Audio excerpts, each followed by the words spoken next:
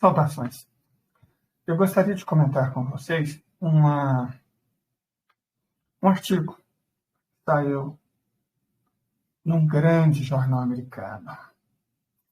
É um artigo muito interessante mesmo, que o nosso querido jornal que representa os republicanos, os democratas são representados pelo New York Times e os republicanos pelo Washington Post. O autor é Sebastian Mallaby, certo? E nós vamos comentar sobre esse artigo para a gente compreender o risco sistêmico da quebra da economia mundial a partir da debacle do sistema financeiro norte-americano.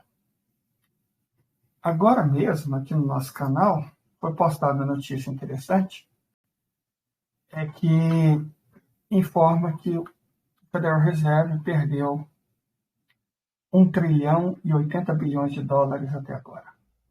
1 trilhão e 80 bilhões de dólares. Alguém me fez uma pergunta bastante inteligente sobre o que isso significa. Evidentemente, é mais um passo na direção da ruína.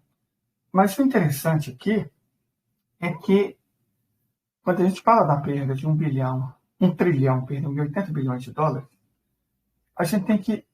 vamos analisar o que essa frase implicitamente significa.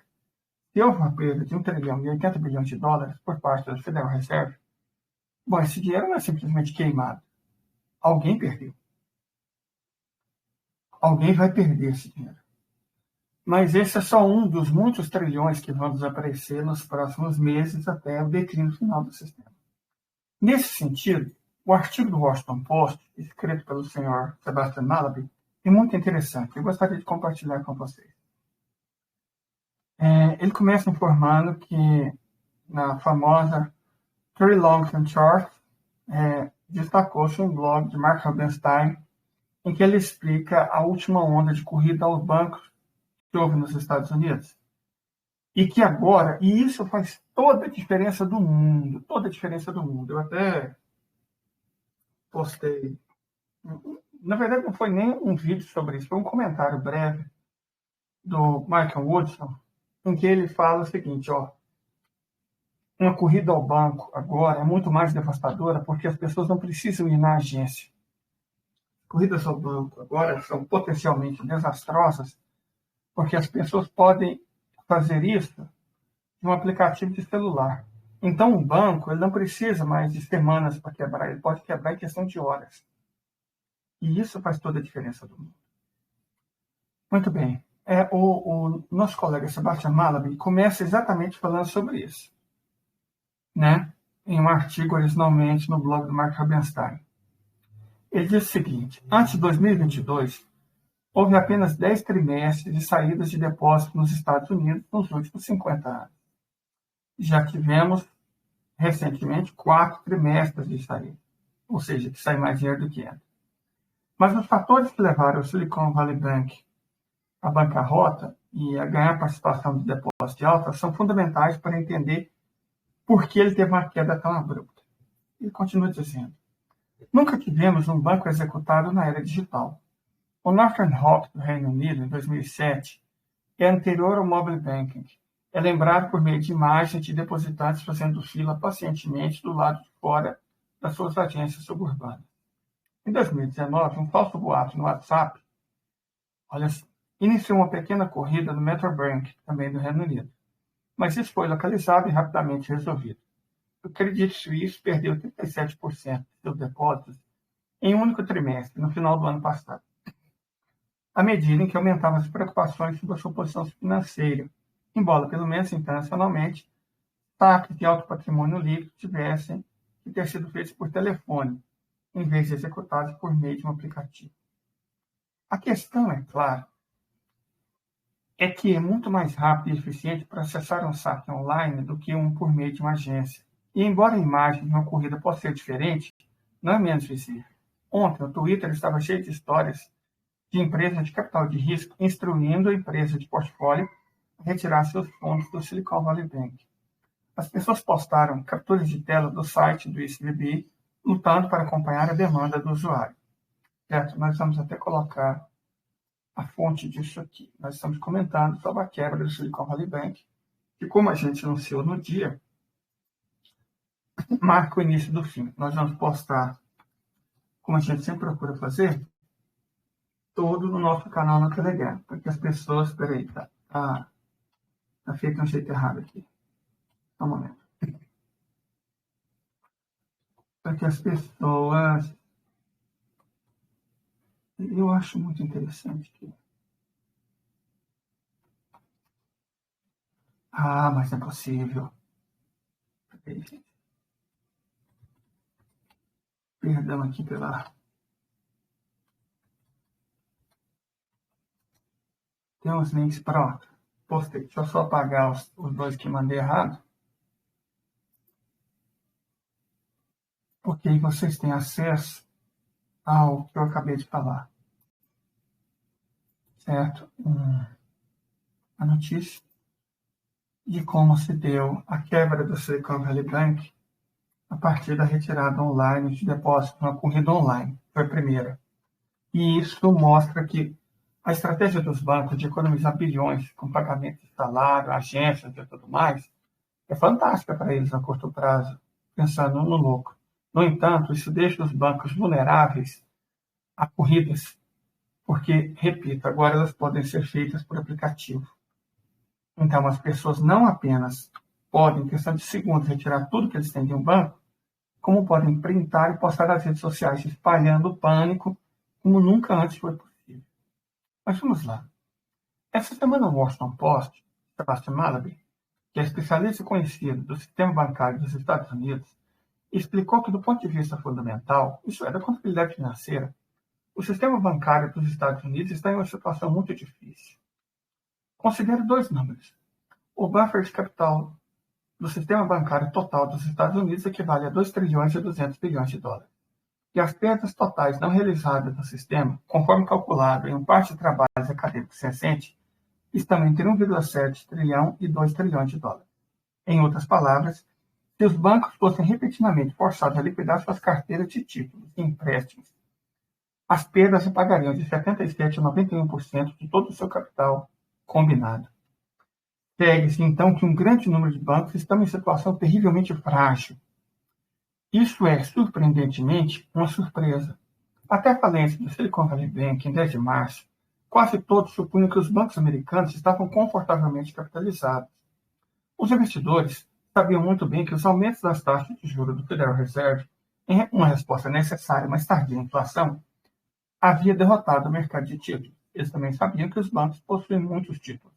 Mas a escala potencial das perdas não realizadas pelos bancos, a diferença entre o que eles originalmente pagaram por seus títulos e o preço pelo qual eles podem vender agora, geralmente passou despercebido. Nós explicamos no dia da queda do Silicon Valley Bank que esse foi a razão da queda do banco. Ele tinha uma quantidade enorme de títulos do governo americano, principalmente, títulos da dívida pública do governo americano, emitidos numa época de valorização praticamente negativa, juros zero, e que agora haviam se tornado um mico, porque quando aumentou a taxa de juros, as pessoas tiveram acesso a títulos financeiros que pagavam juros positivos. Então, ninguém queria títulos que pagavam, na prática, juros negativos, porque se o rendimento é zero e a inflação existe, esses títulos, na prática, perdiam valor. Nós explicamos que 55% da carteira financeira do Silicon Valley Bank estava preso nesses títulos. Foi aquilo que nós explicamos através de uma metáfora bastante simples. É como se o Silicon Valley Bank tivesse pego o dinheiro dos clientes, colocado num cofre, trancado, com uma fechadura que só pudesse ser aberta daqui 7, 8 anos, com a nota em dinheiro, ou seja, toda a inflação desse período estaria perdida. Então, na prática, os ativos do Silicon Valley Bank derreteram. Apesar dele falar que tinha dinheiro, ele tem esse dinheiro na forma de título da dívida pública americana, quando esses títulos se tornaram ilíquidos, na prática, o Silicon Valley Bank de dinheiro passou a ter mico. Perfeito? Então, essa foi a lógica da quebra do banco. Mas vamos continuar. Eu quero ver se eu consigo expor um ponto aqui que é bastante relevante. Só um momento. Eu tenho que fechar as janelas, porque nós temos aquele probleminha, né? De eu não estou conseguindo resolver, na verdade. Ah, meu Deus do céu. Aqui. Não. Gente, mas o que é isso? Cara, eu odeio quando isso acontece. Bom, mas vamos continuar. O fato que a gente estava discutindo é a inerente fragilidade. Depois eu acho o link que eu passo para vocês. A inerente fragilidade do sistema bancário americano. Perfeito? Nosso último ponto foi que existia uma enorme quantidade de perdas potenciais não realizadas. Repito o conceito: diferença entre o que eles pagaram por títulos e o valor que esses títulos têm agora, para a venda. A observação do Sr. Malaby tem várias implicações. Vamos pegá-las em ordem sequencial e depois vamos juntá-las para entender a magnitude do que está acontecendo. Em primeiro lugar, como foi observado por vários outros especialistas, a qualidade geral da regulamentação prudencial dos Estados Unidos parece ser ruim. Nós falamos sobre isso. O governo dos senhores Obama e Clinton desregulamentou praticamente, de maneira irreversível, ou pelo menos muito perigosa, a atividade financeira dos Estados Unidos. Os senhores Clinton e Obama deixaram os bancos e o sistema financeiro fazerem basicamente o que quisessem. O Silicon Valley Bank não era um banco particularmente complicado, e, no entanto, ele explodiu. Além disso, outros bancos, como o Silicon Valley Bank, parecem estar com problemas. Acho que a melhor forma de a gente demonstrar que eles estão com problemas é mostrar, né? Eu vou deixar aqui o link para vocês verem do que nós estamos falando. Mais uma vez, vamos deixar no nosso canal do Telegram.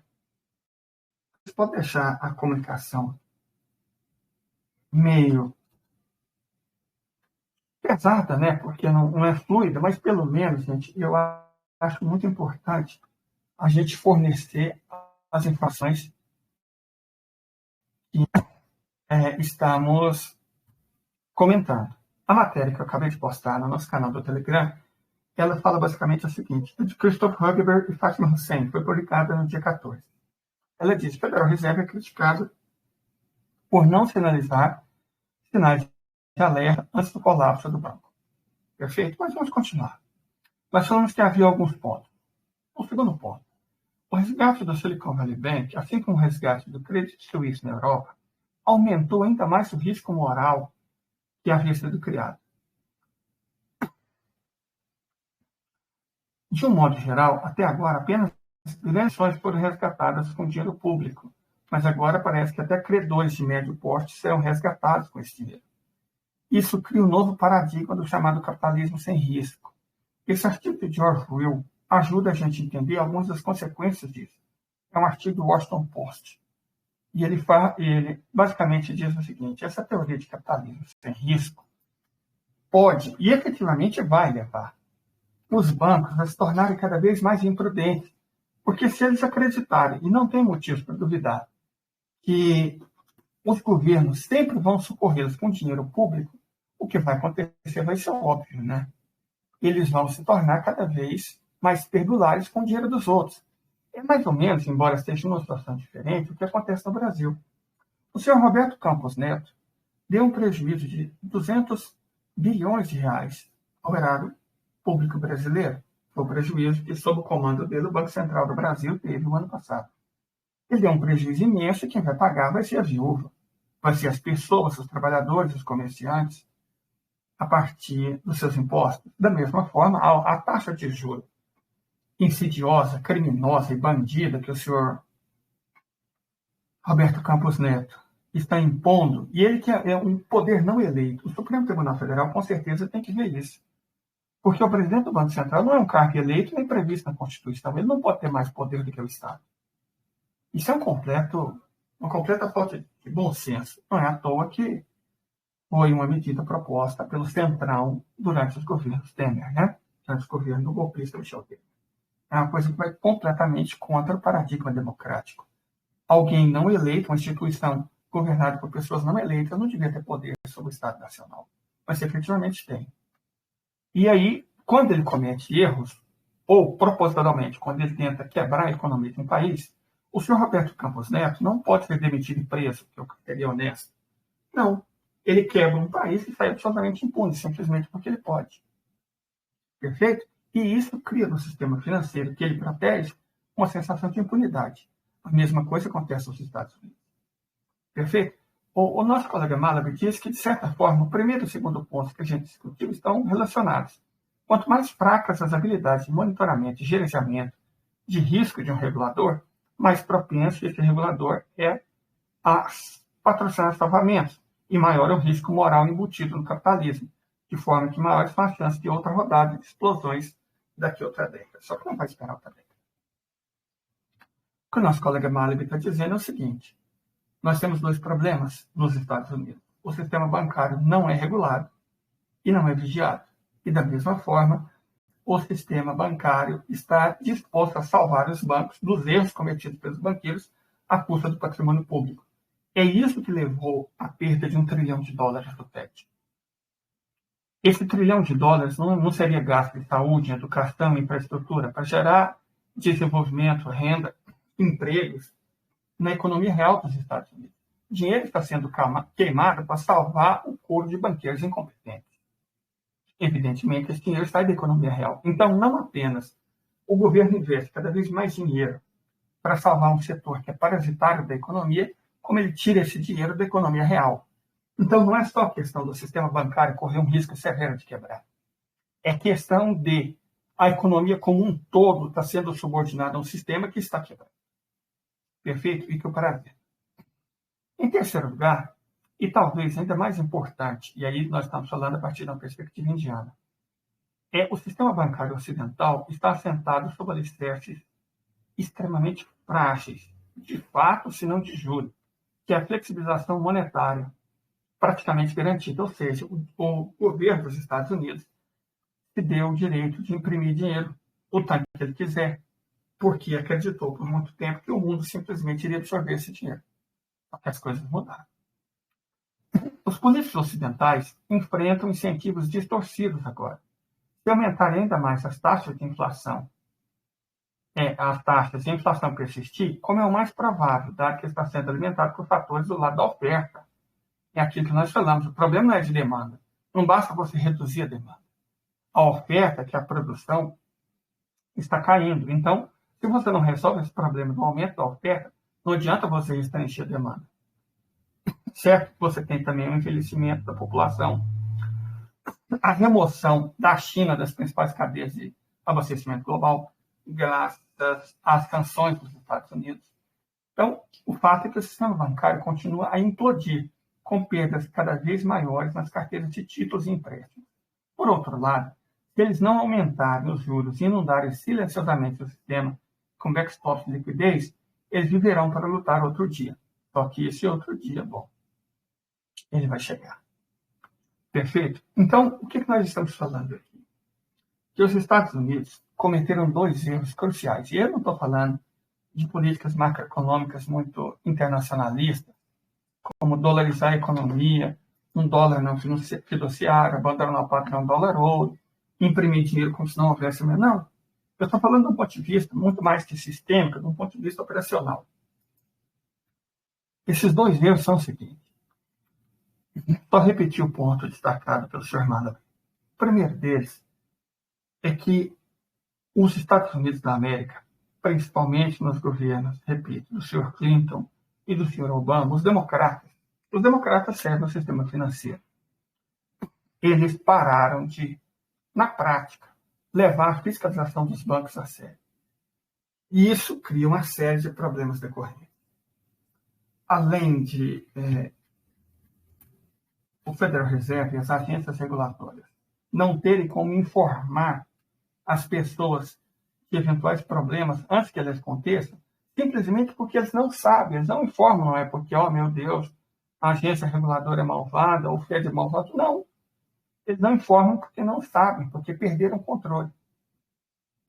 Fazendo uma analogia contra o governo do miliciano genocida, quando ele liberou os CACs, a quantidade de armas no país explodiu. E ele tomou cuidado, claro, com uma perspectiva criminosa, que faz todo sentido, de diminuir a fiscalização. Então surgiram CACs como se não houvesse amanhã, o que fez que a quantidade enorme de armas entrasse em circulação no país.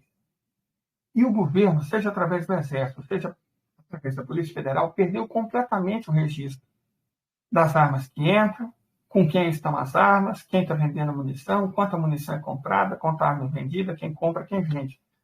O governo, propositadamente, o governo do miliciano genocida, perdeu o controle completamente sobre a circulação de armas, sobre a propriedade de armas e sobre a posse de armas. E isso teve consequências devastadoras. O feminicídio aumentou 1.200% durante o governo do genocida miliciano. Da mesma forma, é o sistema bancário dos Estados Unidos. À medida em que a fiscalização e as regras são afrouxadas, não apenas os bancos começam a fazer o que quiserem, como eles começam a não ser vigiados. E o governo ou as agências regulatórias não têm mais a menor ideia do que os bancos de fato estão fazendo. Então, o governo simplesmente não pode se precaver. Não pode precaver os clientes, não pode precaver o sistema, porque não tem, repito, a menor ideia do que acontece. Se isso já é ruim o suficiente, nós ainda temos um outro problema muito grande, que é o seguinte. Historicamente, o salvamento dos pequenos bancos, dos médios bancos, era feito através de um seguro pago pelos próprios bancos. Silicon Valley Bank, quando garantiu a salvação dos depósitos acima de $250 mil, garantiu pela primeira vez que o governo pagaria os prejuízos de todo mundo num banco médio. Então, isso cria um precedente perigoso. Porque os banqueiros pensam, bom, eu não estou sendo fiscalizado, não há regras, não estou sendo vigiado. E se eu quebrar em função da minha irresponsabilidade? Bom, se eu quebrar, o governo vai socorrer todo mundo. E no fim vai ficar tudo bem. Só que não é tão simples assim. Vamos pegar a notícia que a Ana Valéria postou, que é um prejuízo de $1 trilhão que o Federer teve até agora. E vai aumentar. Quem vai pagar esse prejuízo? O que esse prejuízo significa? É dinheiro que entrou na economia? Vamos repetir o problema, agora sim estrutural, que o sistema bancário dos Estados Unidos e a própria economia americana enfrentam. Que é, os Estados Unidos têm dois problemas. O primeiro deles é a inflação. O segundo é a taxa de juros. Se a inflação subiu, o preço de todos os ativos desvaloriza. Mas o ativo que mais desvaloriza é o salário. Salários desvalorizando é a mesma coisa que dizer que, à medida que a inflação sobe, os salários se desvalorizam, a população vai ficando pobre, a classe média fica pobre, os pobres ficam miseráveis e os miseráveis ficam sem teto. É isso que acontece com a inflação. A inflação é como as cobras. Ela atinge muito mais as pés descalças. Certo? Pensa que de todos os ativos, vamos chamar de ativo o lucro, certo? O lucro, a renda e o salário. O mais atingido pela inflação é o salário. Porque a pessoa não pode aumentar o próprio salário, ele pode aumentar os preços, e, portanto, em teoria, os lucros. Ele pode aumentar a renda, mas ninguém pode aumentar o próprio salário. Então, quem sempre perde durante a crise inflacionária são os salários. A população assalariada é de longe a que mais perde, à medida que a inflação cresce. Perfeito? Então, você tem que controlar a inflação, porque senão o poder de compra do americano médio, o que equivale a dizer, a pobreza vai aumentar enormemente. Sim, não tem. O governo tem que ter controle, sim. Não estou vendo quem fez a pergunta, mas o governo precisa de controle. Ele precisa ter controle e precisa ter informação. Porque sem informação ele não tem controle. E sem controle, bom, os bancos fazem o que querem. E o que os bancos querem, na verdade, eles não estão nem aí se destruir a economia mundial. A economia do próprio país, a poupança de todo mundo, os bancos só querem lucro. Eles não estão interessados em nada mais além de lucro. Então, todo banco, ele quer o quê? Lucro, lucrar. Se o governo deixar, ele quer lucrar de qualquer forma. Ele não está nem aí. Então, os governos necessitam de um sistema regulatório eficiente para saber o que os bancos estão fazendo, o que cada banco tem de ativo, passivo, como está a saúde de cada membro do sistema financeiro para garantir a saúde do sistema como um todo. Porque se um banco quebra e entra em colapso, e as pessoas chegam à conclusão de que os outros bancos estão em situação semelhante, você pode ter uma corrida aos bancos. E aí, como a gente começou aqui na discussão, hoje em dia isso é muito perigoso, porque você não precisa ir na agência e pegar fila. Do aplicativo mesmo você retira seu dinheiro. Correto? Do aplicativo mesmo você retira seu dinheiro. A maioria das pessoas tem conta em mais de um banco. Então, a maioria das pessoas tendo conta em mais de um banco, quando você vê que um deles está enfrentando problemas, você simplesmente tira todo o dinheiro e transfere para o outro através do Pix, por exemplo. Correto? Então, é muito perigoso que a saúde do sistema como um todo esteja ruim. Todo banco quer trapacear. Cabe ao governo impedir que os bancos trapaceiem o mínimo possível para garantir, repito, a saúde do sistema. Só que os Estados Unidos perderam o controle. Não tem mais capacidade de regulamentação nem de fiscalização. Isso fez com que os bancos, os banqueiros, adotassem posturas cada vez mais irresponsáveis. E essas posturas irresponsáveis colaboram para a quebra do sistema, na medida em que, se eles entendem que podem quebrar, eles vão forçar até acabar quebrando. E quando quebra, o governo paga o prejuízo. Só que o governo não pode simplesmente pagar o prejuízo. Ele tem que emitir dinheiro para pagar o prejuízo. O que significa mais liquidez na economia, mais dinheiro circulando, mas a quantidade de mercadorias na prática diminui, porque os bancos estão enfrentando problemas e a economia também se torna problemática. E aí você tem uma situação em que o governo dos Estados Unidos, de um modo geral, todos os imperativos financeiros liberais, eles sempre tentam resolver o problema da inflação restringindo a demanda, ou seja, tornando as pessoas pobres e incapazes de comprar mercadorias, equivale a aumentar o juro e achatar os salários. Isso impede que as pessoas consumam. Impedindo que as pessoas consumam, você reduz o preço das coisas, porque tem pouca gente querendo comprar. Essa estupidez, no entanto, ela vai trincando a economia até que vai chegar um ponto em que ela vai quebrar. Olha, a mesma coisa se você ficar dando uma retada numa parede. A princípio ela aguenta, mas se você continuar dando uma retada, se causando fissuras, uma hora ela vai cair e vai levar a casa junto. É isso que acontece. Perfeito? E aí nós temos o outro segundo ponto. A postura irresponsável do governo leva a uma postura irresponsável por parte dos bancos. Porque eles entendem, gente, qual que é a mensagem que você está passando. Você pode fazer a merda que quiser que o governo vai socorrer. Só que aí nós voltamos ao problema lá do início. Quando você fala em socorrer bancos, igual o Banco Central Brasileiro, que tem um prejuízo de 200 bilhões de reais, mas aí por incompetência do senhor Roberto Campos Neto, ou o Banco Central Federal Reserve dos Estados Unidos, um prejuízo de $1 trilhão. Quem vai pagar isso? Esse dinheiro não pode simplesmente evaporar, não é assim que as coisas funcionam. Certo? Se você jogou $1 trilhão, você fala, perdeu $1 trilhão, não quer dizer que esse dinheiro foi queimado, quer dizer que esse dinheiro apareceu. Gente, por analogia, é a mesma coisa de explicar a mudança climática. O que causa a mudança climática? A queima de combustíveis fósseis. Esses combustíveis fósseis, 250 milhões de anos atrás, eram florestas durante o período carbonífero. Certo? Um período de muito oxigênio, muita umidade, Aí esse período acaba, as florestas foram enterradas, e 250 milhões de anos, todo o carbono daquelas florestas que existiam há 1/4 de bilhão de anos ficou na forma de carvão, protegido, não estava na atmosfera.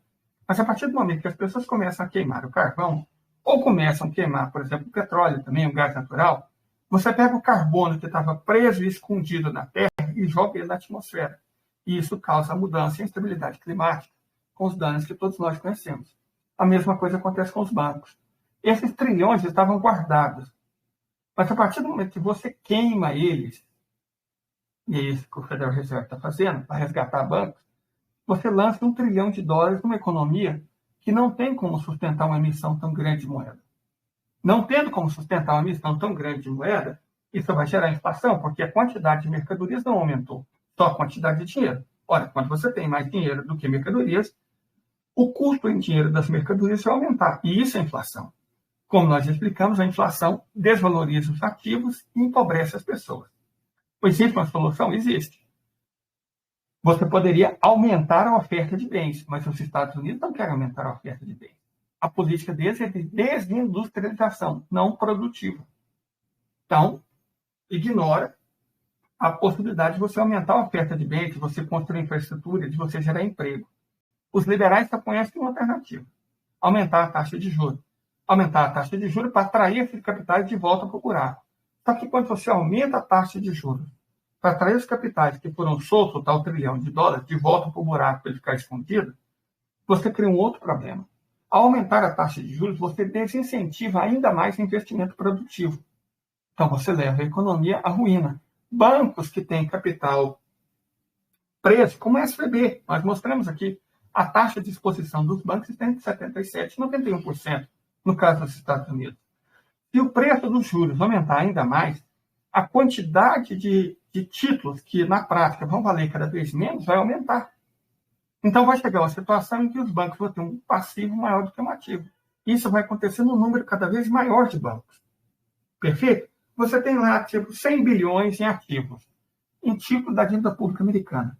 A partir do momento que você aumenta a taxa de juros, ninguém vai querer esses títulos que valem zero. Então, esses títulos que valiam nominalmente, vamos pôr 100 bilhões, na prática eles não estão valendo nada, porque ninguém quer eles. Certo? Isso não acontecia quando todo mundo aceitava o dólar e todo mundo queria comprar título da dívida americana. Só que a economia mundial está se desdolarizando cada vez mais e cada vez mais rápido. Ontem nós vimos que o Quênia vai deixar de usar dólar em suas transações com petróleo para a Arábia Saudita. Então, não é que a Arábia Saudita está vendendo petróleo em rublo, rúpia e renminbi. Não. A Arábia Saudita está vendendo petróleo até em shilling queniano. Vocês têm noção do que significa dizer isso? O Reino da Arábia Saudita, o maior exportador de petróleo do mundo, está vendendo petróleo em shilling queniano. Ele está preferindo o shilling queniano a dólar. Então, a desvalorização da economia mundial, ela não é uma promessa, ela é um fato. E ela não é um fato em forma de correnteza, é um fato em forma de cachoeira, que está crescendo cada vez mais. A desvalorização da economia mundial está acontecendo de maneira cada vez mais vigorosa, cada vez mais rápida. E isso é trágico para os Estados Unidos, porque trilhões de dólares que seriam necessários para fazer girar a roda da economia mundial, rapidamente estão deixando de ser necessários.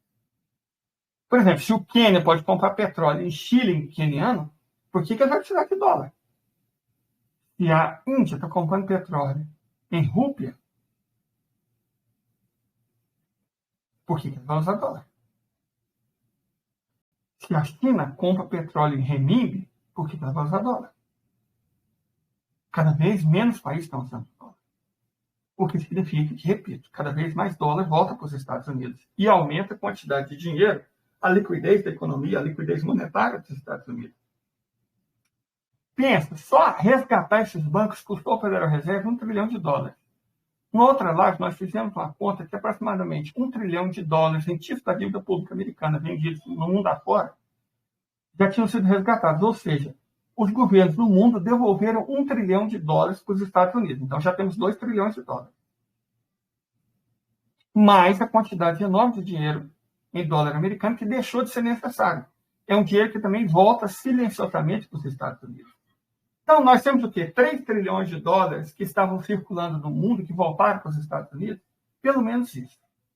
Esses trilhões vão fazer o quê? No país vão gerar inflação. Porque isso não está acompanhado por produção de mercadoria. Essa chegada de 3 trilhões que estavam circulando pelo mundo e voltaram, repito, é dinheiro que não pode ser usado para comprar mercadoria. Ou pode, só que o preço das mercadorias sobe, isso é inflação. Para impedir isso, o que eles fazem? Taxa de juros positiva. A taxa de juros positiva, vamos repetir, ela torna a atividade econômica cada vez mais cara, porque você ganha muito mais investindo em título da dívida pública, por que você vai produzir? E mais do que isso, ela desvaloriza o salário. Desvalorizando os salários, ela reduz o consumo. Reduzindo o consumo, como é que a economia cresce para absorver os dólares? O trabalhador ganha dólares. Se ele não está trabalhando, ele não ganha dólares. Então, é dólar que, ao invés de ir para a mão do trabalhador, vai ficar gerando inflação na economia. A situação dos Estados Unidos está cataclísmica. Porque você pode falar, nossa, vamos, sei lá, pegar todos esses dólares, colocar a taxa de juros, digamos, 10% do Federal Reserve. Já está em 5%. Não é uma loucura imaginar 10%. Já está em 5%. Isso quer dizer que o governo dos Estados Unidos vai pegar o quê? Todos os dólares que estiverem em circulação no país e mandar para dentro do buraco. O problema é que esse buraco libera os gastos. Se a dívida pública dos Estados Unidos já está em 31,5 trilhões de dólares e você aumenta ela em 1,5 trilhão por ano, só com pagamento de juros, você, na verdade, está fazendo é aumentar o buraco. Você não está enchendo ele. Você está aumentando ele e cavando mais fundo. E esse buraco, uma hora, vai corroer os Estados Unidos, como se fosse uma espécie de dolina.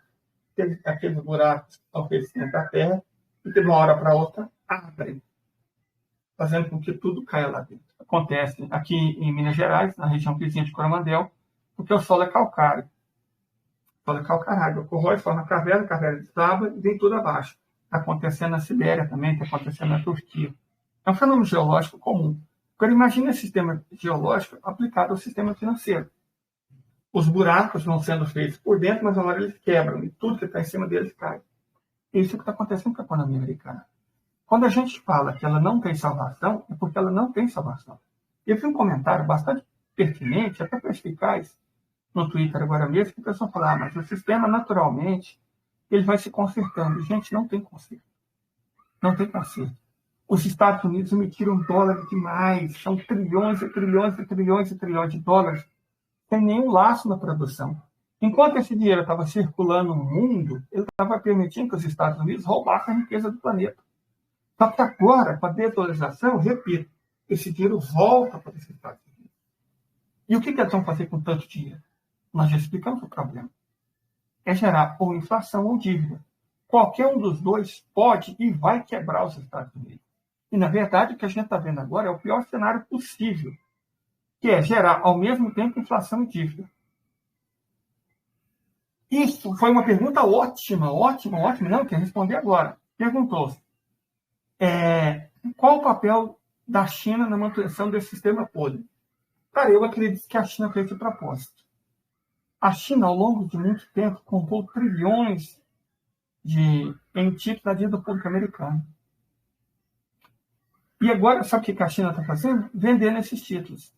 No último ano, a China vendeu $500 bilhão em títulos da dívida pública americana. Ou seja, a China alimentou a loucura, como se estivesse fornecendo drogas para o sistema financeiro dos Estados Unidos, e agora está simplesmente se livrando do problema e criando um problema ainda maior para os Estados Unidos. A China tinha $1 trilhão e 300 bilhões em títulos da dívida pública americana. Um ano atrás. Esse volume caiu para pouco menos de $850 bilhões. Quer dizer que a China simplesmente está vendendo o título da dívida pública americana, está se desfazendo desses títulos. O que a China está fazendo, então, resumidamente? Pegando o dinheiro que ela tinha guardado nos Estados Unidos, que deu aos Estados Unidos uma sensação de falsa segurança, de que o mundo estava querendo dólar, e agora devolvendo no pior momento possível para a economia americana. Então, a China, eu acredito que propositadamente, inclusive ontem nós já tínhamos alertado sobre essa minha preocupação, que eu achava que, no fundo, a Rússia, os árabes, a China e talvez até a Índia tivessem planejado isso. Certo? Tivessem planejado isso. Porque essa farra da dívida pública americana, ela foi muito alimentada por capitais japoneses, capitais chineses, capitais russos, capitais indianos. E esses países agora, como quem não quer nada, estão devolvendo esse dinheiro no pior momento possível para os Estados Unidos. Certo? Que é um momento que eles já têm que lidar com oferta de dinheiro descomunal e que a economia deles não é mais capaz de absorver. Perfeito? Então é isso. A China é como se ela tivesse alimentado o vice. A China não só fornece ópio para os Estados Unidos, nos opioides, que esses opioides que estão devastando, provocando 80, 90 mil mortes todos os anos, só por overdose, dose direta. Entre 80 e 90 mil pessoas, acho que 90 mil, morrem nos Estados Unidos todo ano. Por ópio produzido, olha só, opioide produzido nos Estados Unidos, olha a ironia, eu acho que não é ironia. Está mais próximo de ser vingança. Então, da mesma forma como a China alimenta os viciados dos Estados Unidos, a China também alimentou o vício do sistema financeiro, do Federal Reserve, por imprimir dinheiro. Nada me tira da cabeça que ela não fez isso de maneira totalmente proposital.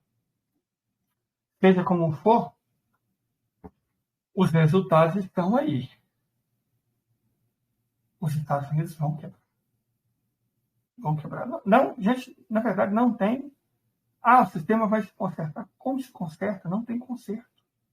Não tem conserto. Os Estados Unidos da América e o sistema financeiro mundial vão quebrar. Simples assim. Nós não temos aqui a famosa esperança adolescente, que é aquela sensação que leva as pessoas jovens a fazer burrada, que é crer que de alguma forma tudo vai ficar bem. Não vai ficar bem. Vai acabar. Correto? Então é só isso. A gente queria só fazer um comentário sobre esse tópico, porque talvez hoje à noite a gente faça uma discussão um pouco menos técnica, mas mais informativa sobre o destino do sistema financeiro mundial e até do capitalismo. Honestamente, das estratégias de guerra adotadas pela Federação Russa e pela China, essa é de longe a mais eficiente. E é a primeira que atinge os banqueiros, e não só as pessoas pobres. Por isso que ela é tão interessante. Correto? De toda forma, muito obrigado a todos vocês. Nós vamos salvar esse. Eu faço questão de salvar porque quando a onça é morta, todo mundo quer tirar foto, né? Mas eu quero ter prova de que eu comecei a alertar que a vaca ia para o brejo muito antes. Certo? É isso. Até mais tarde.